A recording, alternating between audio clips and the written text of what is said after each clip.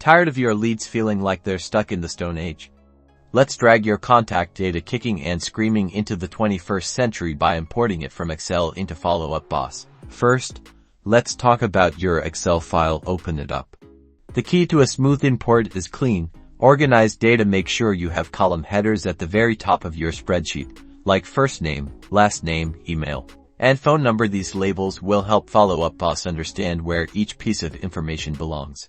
Next, remove any unnecessary rows or columns that don't contain contact information. Empty rows or extra notes can cause errors during the import. Also, ensure your phone numbers are formatted consistently. Now, head over to your Follow Up Boss account in the top right corner. Click on your name or initials, then select Admin from the drop-down menu. On the Admin page, find and click on Import in the left-hand menu. This will take you to the Import Settings page.